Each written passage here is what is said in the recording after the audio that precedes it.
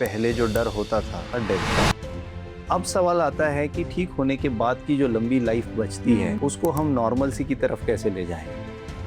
Young patients में बहुत common है अभी कैंसर। सो जो पार्टनर्स हैं उनको हम बहुत अच्छे से ये चीज़ बताते हैं। हम साइंटिफिकली भाषा में भी नहीं अगर समझा सके रूरल एरिया में, तो हम सादी भाषा में समझाते हैं दैट आपके फिजिकल नीड्स, इमोशनल नीड्स और आपके इंटरपर्सनल रिलेशंस ये डेफिनेटली डिस्टर्ब हों बीमारी के दौरान, ट्रीटमेंट के दौरान। Mental health of relatives as well as patient both are very important. Hello everyone. Cancer बोलते से ही डिस्टर्बिंग हो जाता है, राइट? मगर आज हम इसी पे बात करेंगे। Cancer is not the end of life. Cancer survival के बाद लाइफ कैसे स्टार्ट करना है और उसको अच्छे से कैसे जीना है, आज जानते हैं well known medical oncologist doctor Varun Nagori sir, जो कि मराठवाड़ा कैंसर हॉस्पिटल के डायरेक्टर है एंड लीडिंग कैंसर ऑन्कोलॉजी में प्रैक्टिस करते हैं। I welcome doctor Varun Nagori sir. Thank you very much. तो आज हम बात करने वाले हैं कैंसर सर्वाइवल के बाद में क्वालिटी ऑफ लाइफ पे, quality of your intimate life पे, counselling, relationships and emotional healing पे। तो सर, आज मैं आपसे एक बात पूछना चाहती हूँ कि पोस्ट कैंसर ट्रीटमेंट जब सर्वाइवल रेट्स अभी इतने बढ़ रहे हैं बिकॉज कैंसर ट्रीटमेंट्स इतनी अच्छी हो गई है, तो आप क्या फेस करते हैं पेशेंट के इमोशनल और रिलेशनशिप हेल्थ इश्यूज के साथ में? तो सबसे पहले तो जब आज से 5-10 साल पहले कैंसर डायग्नोसिस होने के बाद या कैंसर की जब जांच होने के बाद सबसे पहले जो डर होता था वो था सर्वाइवल का, डर होता था डेथ का। तो इनिशियली पहले लोगों के मन में क्वालिटी ऑफ लाइफ को लेके या quality of their personal life को लेके बहुत अवेयरनेस शुरुआत में नहीं था। Around a decade back, if you see, it was like they just wanted to anyhow survive out of it, fight out of it. So they didn't want to face the death. So was the initial. So the treatment intent at that time of point was to give the maximum amount of cure that we can give, या ज़्यादा से ज़्यादा हम patient को ठीक कैसे करते हैं, यही पेशेंट को भी चाहिए होता था और हमारा भी वही दृष्टिकोण होता था। बट अभी नाउ डेज कैंसर का डायग्नोसिस पहले से यंग एज में ज़्यादा होता है। पहले cancer was a disease of 5th decade, 6th decade, 50, 60, 70 साल की उम्र में। बट अब हम जो पेशेंट्स देखते हैं 20, 30, 40 साल के पेशेंट्स देखते हैं, they are young patients and the treatment modalities have also improved, so that has led to a lot of improvement और increment in the survival। तो लोगों को ये पता है कि इसमें से ठीक होया जा सकता है, होते हैं, मैक्सिमम चांसेस होते हैं बचने के या ठीक होने के। तो अब सवाल आता है कि ठीक होने के बाद की जो लंबी लाइफ बचती है उसको हम नॉर्मल सी की तरफ कैसे ले जाएं। अब लोगों का परसेप्शन है कि how can we go back to the normal life that we were into. So by the normal they mean everything, normal physically, normal emotionally, normal mentally, normal their into interpersonal relationship। तो ये उम्मीद कहीं ना कहीं अब लोगों की बढ़ गई है that they want to go into a normal life back again after survival because they know that they can live a long normal life after cancer। So definitely अब लोगों का डिमांड होता है, लोगों के क्वेश्चंस होते हैं, लोगों का परसेप्शन होता है कि अब कैंसर ट्रीटमेंट खत्म होने के बाद हम नॉर्मल सी की तरफ कैसा जा सकते हैं। हमारे इंटरपर्सनल रिलेशन है, इंटीमेसी उनकी अपने पार्टनर के साथ है या उनके इमोशनल वेलबीइंग है, फैमिली कनेक्ट है, ये हम एक नॉर्मल सी की तरफ कैसे जा सकते हैं। अब इसकी तरफ बहुत ध्यान दिया जाता है। करेक्ट।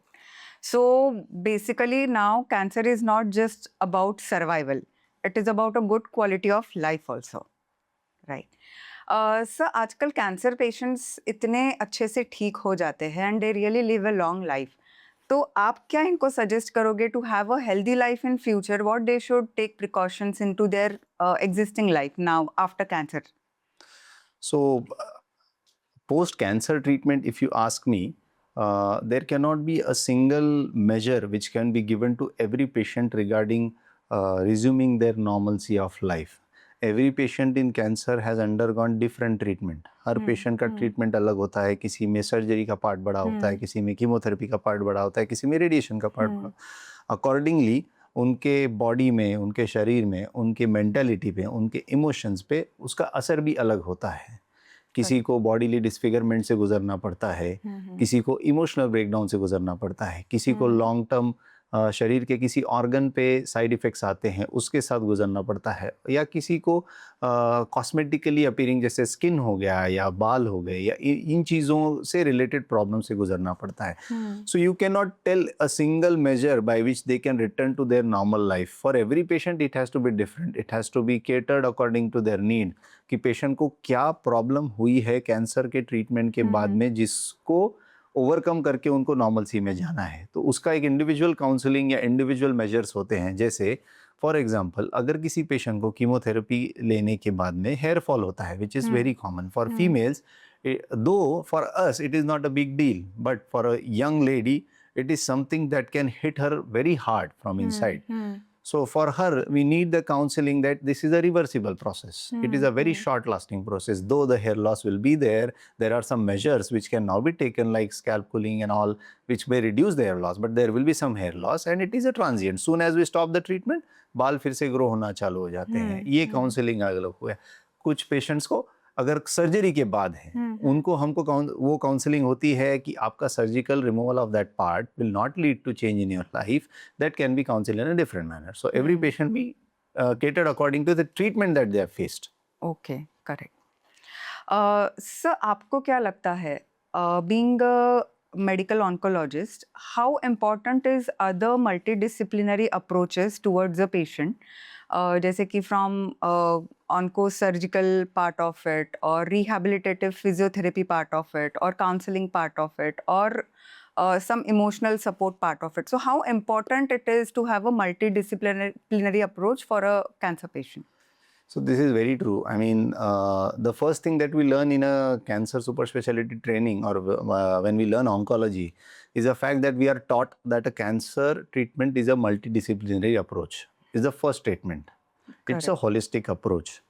Though हम इंडियन सिनेरियो में रूरल एरियाज में या जहाँ लिमिटेड रिसोर्सेस हैं, we still are not able to cater every patient with multidisciplinary involvement, but ideally her cancer patient को more than one specialty या more than one specialist की आवश्यकता होती है ट्रीटमेंट के थ्रू होने के बाद, ट्रीटमेंट के बाद और नॉर्मलसी में लाइफ में जाने के लिए.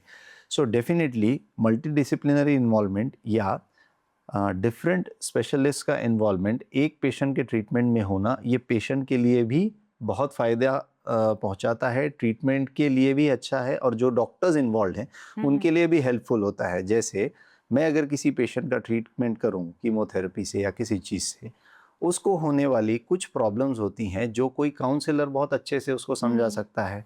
उसको कुछ होने वाली मान लीजिए डिप्रेशन है या कोई इमोशनल प्रॉब्लम्स है जिसको कोई साइकेट्रिस्ट अच्छे से डील कर सकता है. That is a very short process but it is very necessary. किसी को स्किन रिलेटेड साइड इफेक्ट्स आते हैं, डर्मेटोलॉजिस्ट इज़ हेल्पफुल. किसी को कॉस्मेटिक अपीयरेंस में प्रॉब्लम आते हैं, then cosmetic surgeons are helpful. So multidisciplinary involvement is something which is very crucial, very ideal and very important for every cancer patient. So as far as a medical oncologist is concern और any oncologist for that sake is concern would say that multidisciplinary involvement is very mandatory for every cancer patient. Correct. So आजकल with Gen Zs, there is a lot of fashion of recreational drugs like smoking, alcohol, and that electric cigarettes and all those things. तो आपको ये addictions का जो प्रमाण है वो बढ़ने की वजह से young generations में कौन से cancers जल्दी आ रहे हैं ऐसे लग रहा है? सी मेट्रोपॉलिटन सिटीज़ या हम टीयर 1 टीयर 2 सिटीज़ की हम बात करें तो ये प्रमाण काफ़ी ज़्यादा है. हम रूरल एरियाज़ में प्रॉबली अभी तक इतना इसका रिक्रिएशनल ड्रग्स का इतना प्रभाव अभी नहीं दिख रहा है, though it can be there, but definitely जो अर्बन एक्सपोजर है उसमें ये चीज़ें टीनेज बच्चों में या यंग बच्चों में ये काफ़ी देखने मिलता है that they are expose to these drugs. Nicotine, cocaine for that sake is very common. Like you said, e-cigarettes and all, smoking, various kinds of hookahs and all.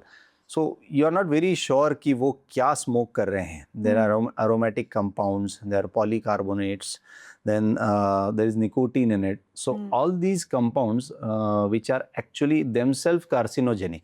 ये सारे खुद कैंसर बनाने वाले प्रोडक्ट्स हैं. And these kids are not sure of what they are consuming and what they are taking into their body. So this can lead to any kind of cancer for that sake. These aromatic Right. compounds can lead to right from your mouth to your digestive tract to your excretory tract. हर जगह का हर प्रकार का cancer in चीज़ों से हो सकता है. So Okay. you name it and these can cause it. Okay. So that is the magnitude. So they are that is the harmful, magnitude. the That harmful. compounds into Absolutely, it, कि, absolutely. they can trigger cancer of any part Any of the part, body. any part. Yes, Correct. yes, definitely. Sir आजकल breast cancers का जो incidence है is increasing बहुत ज़्यादा into young age group. Young females में वो बहुत ज़्यादा हमें दिखने मिलता है. तो आपको क्या लगता है, what are the major dietary and lifestyle changes that has occurred over a decade जो इसमें कंट्रीब्यूटिंग है? This probably is the commonest question that I face in my OPD or in, I mean, the social circle that I move into. Her strata के हर as के female का ये question होता है कि why breast cancer. I mean it is so much so that you won't believe. हमारी OPD में हम जो कैंसर पेशेंट देखते हैं ऑन एन एवरेज, मेरा पर्सनल एक्सपीरियंस अगर आप पूछेंगे, आज every third or fourth patient that I see is of a breast cancer. Oh my God. It's that common. Common. And the age of occurrence is right from age 18, 20 to up to 70, 80, 90. I mean, आप सोच नहीं सकते spectrum इतना wide है as का. But why in young patients and why so early nowadays? That the question that you ask, there are some important factors that I would like to mention. First of all, the sedentary lifestyle, obesity, lack of exercise, the screen time that we are giving to our girls, this has led to changes in their hormonal balance that probably every girl can understand. This has led to early menarche, late menopause. So this has disturbed their hormonal cycle. Breast cancer itself is a hormone-driven cancer. So this lifestyle changes of sedentary lifestyle, junk food, screen time, lack of exercises, obesity in young girls, what you may say the puberty obesity or something. So this has led to increased estrogen and progesterone exposure in their body. That has led to this. This is one factor. Second thing that you asked is probably not related to lifestyle, but genetic factor nowadays is very important. This probably is not a modifiable factor, but the more we are facing this problem, the more the number of patients are increasing. They are passing their genes or mutations into the population. So initially hereditary इतना बड़ा problem नहीं था. हम नहीं देखते. अब ऐसा होता है कि it runs in families. I mean, हर क्योंकि patient वो का जो question होता है. म्यूटेशन एक किसमें हुआ है Mutations जनरेशन होता में, है. that is getting passed on to next it's generation. getting passed on to. So it's an accumulative effect also. Effect also. So this is also a reason कि young patients में. And third reason is probably an early detection, you may say, because of increasing awareness, the availability of the screening tests, mammography हो गई, sonography हो गई, या self breast examination, which is a good thing. So not everything is bad in society. There are many good things. So we are also coming across increasing awareness, increasing availability of tests. So this is leading to increased detection. A simple breast lump, now a young female would come into OPD with a very panic situation. Though it is wrong to get panic, but it is good that she is aware that there is something wrong. Something wrong. So this was been overlooked at the past. Like it can be a simple fibroadenoma और वो सादी भाषा में ladies बोलते हैं rural area में दूध की गांठ है, ऐसा है, ये है, वो है. It's a misguide. So they used to just overlook it for months and years together, and then they used to present in later stages. So this is also one of the reason of our early breast cancer presentation. So how can you, or what will you suggest to the cancer survivor patients' families and their peers, that how they should support the patient into their journey and life ahead? So I always tell my patients, any cancer treatment is starting any cancer treatment and going through it is like a tripod. So I mean, like you hold the camera on a tripod, there are three legs, one of which is a patient, one is a doctor, and the third important leg is the relatives. So you need all three legs of tripod be equally strong or equally involved for your tripod to stand. So any treatment for that sake of cancer would require complete involvement of patient, doctor, as well as the relatives. More than any other disease, cancer requires a lot of caregivers' attention, caregivers' time, their resources, energy, everything.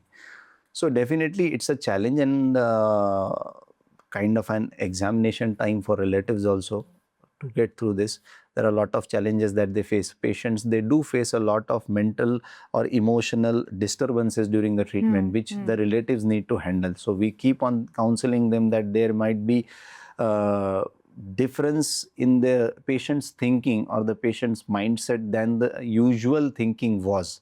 They might feel my patient or my relative wasn't the same that he or she is now, which is very common. So it is not wrong on a patient's part to get disturbed because of this, और उनका mindset disturb होना, उनका mentality थोड़ा सा बिगड़ जाना इन सब treatment में यूजुअल है और उसमें कोई गलत नहीं है. हम रिलेटिव्स को यही समझाते हैं कि प्रॉबली आपका पेशेंट या आपका जो भी रिश्ता है उनसे या जो भी आपके वो रिश्तेदार है, शायद वो वैसे नहीं बिहेव करे जैसे वो पहले करते थे ट्रीटमेंट के दौरान या कुछ समय बाद तक, जब तक वो पूरे माइंडसेट उनका क्लियर नहीं हो. So they need to support them with a lot of disturbances in their mindset. So we ask them to keep the positivity alive. Most important, positivity alive. Especially I would need to mention in a case of female patients. We definitely ask the male partners or the males in the house to keep the positivity, because female patients, they fall prey to the depression or emotional distress very early in the disease course. Okay. Is probably because of the burden that they face in their mind of the responsibilities and the incapabilities that they face in their household and everything. So that is where we ask the male relatives or the other relatives to support them positively. Keep the positivity alive is the important thing. Second thing is in young patients, like I've said, कि young patients में बहुत common है अभी cancer. So जो partners हैं उनको हम बहुत अच्छे से ये चीज़ बताते हैं. हम साइंटिफिकली भाषा में भी नहीं अगर समझा सके रूरल एरिया में, तो हम सादी भाषा में समझाते हैं दैट आपके फिजिकल नीड्स, इमोशनल नीड्स और आपके इंटरपर्सनल रिलेशंस ये डेफिनेटली डिस्टर्ब होंगे बीमारी के दौरान, ट्रीटमेंट के दौरान. सो पेशेंट के पार्ट पे तो कोई डिमांड या नीड नहीं होगी, क्योंकि उसको तो सिर्फ ट्रीटमेंट पूरी करना है और he just want to survive और she just wants to survive.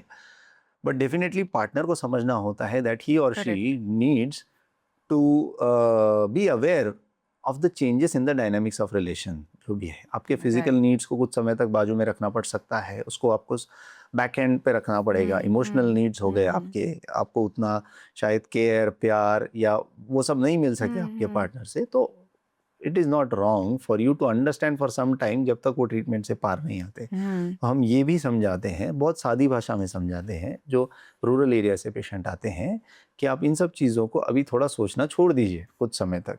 Correct. जब ट्रीटमेंट पूरी हो जाएगी तब वो खुद ही फिर से इन्वॉल्व होना चालू हो जाएंगे, क्योंकि आप नहीं समझ सकते जब आपका ट्रीटमेंट चल रहा है तो ये सारी चीज़ें दिमाग से हट जाती हैं. तो ये बहुत इंपॉर्टेंट है. और तीसरा होता है कि केयर गिवर फटीग, या लंबी ट्रीटमेंट जब चलती है कैंसर की, कुछ कुछ ट्रीटमेंट थोड़ी लंबी चलती है, 6 महीना, साल भर ऐसा, तो रिलेटिव्स थोड़ा फटीग में आ जाते हैं. इनिशियली बहुत एनर्जी होती है, हम सपोर्टिव होते हैं, एम्पैथेटिक होते हैं, हम सारा कुछ समझते हैं, एंड देन स्लोली थोड़ा फेड अप हो जाना शुरू होता है. They starting to care givers fatigue. तो हम बार बार उनको पंप अप करते हैं, हम समझाते हैं कि आप जैसे पहले उनका केयर कर रहे थे, कुछ समय तक और आपको पेशेंस रखना है, कुछ समय तक और पेशेंस रखना है. सो जितना पेशेंट को हमको ये करना, बूस्ट करना पड़ता है, उतना रिलेटिव्स को भी करना पड़ता है. Though it is not wrong and anybody's part to get fed up and exhausted, but ये भी उनको समझाना पड़ता है. Mental health of relatives as well as patient both are very important. Very important. So madam, being a urogynecologist and sexologist, and you are into an expertise of probably female relationship counseling also, I would like to ask you, cancer treatment can deeply affect the intimacy and self-image of the patient. Definitely. That we all are aware of. From a psychosexual medical perspective, how does the surgery, chemotherapy and radiation, it does affects a woman's sexual health and her confidence? How does it affect? See, cancer itself, when the news comes to the patient, she can get devastated, because then she will start feeling कि अब मेरे body के साथ क्या होने वाला है? Am I going to get disfigured? Like simple example है, I get few patients of breast cancer who are survivors of breast cancer. They had undergone mastectomy, and now into their intimate life, they are continuously not interested or having painful vaginal relationships. So when you go into the details of the history, most of the time these cancers which are hormone dependent, we give them another hormones which are acting opposite to the hormone which is dependent on it. For example, tamoxifen. And now this is the culprit for her sexual dysfunction or difficulty, that it is reboundly causing a dryness into her vagina or menopausal like some symptoms into her urinary tract. So now we have to make an adjustment because we cannot stop the tamoxifen. True, It is true. very important for the person to take that drug. True. So nowadays we have come up with newer techniques which will help the patient to regain her pelvic health as it was without using any hormonal or any medical line of management. So that would not alter the disease course. Disease course also, that will not affect her medications also. Great. So in these particular treatments, we are mostly focusing on using energy-based devices like lasers and radio frequency units, more into radio frequency, which will help the collagen and the vaginal mucosal health to regain without any medications. Good. Along with that, we have now the regenerative medicine technologies with us, like we can graft some fat from their abdomen, prepare the fat, and then inject that fat into the introital area. So with the help of stromal stem cells, जो fat में है, तो उससे वापस उनका regenerative capacity बढ़ जाता है. So in these kind of treatments, it is not affecting their medical line of management of cancer. It is not affecting the disease. So this is one thing. Second comes the patients with cervical cancer जिनका बहुत ज़्यादा radiotherapy हुआ है या who has disfigurement into their genital organs. So for these This was, this was in continuation with my second question, which was about to Right. come. So many of the patients, they do face anatomical or disfigurement. Disfigurement is not probably the Not right word, is probably the disturbance of their Disturbance anatomy of- yes. that they face. So how does this cosmetic reconstructive surgery or these kind of procedures help the course of the patient to regain their bodily confidence or bodily normalcy, which you may call? So how does this help? See, when it comes to the genital cosmesis or genital reconstructive surgeries, with the help of now newer technologies like we can reconstruct on their labias, and these reconstructions will not cause them anything which is from, we are taking from outside, like grafts or something like that.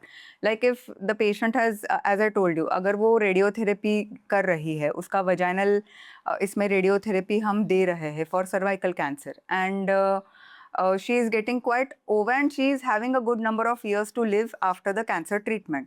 So in this case, उसका vaginal mucosa जो है, which is damaged because of radiotherapy, we can definitely regain that with fats and with PRPs, platelet-rich plasma.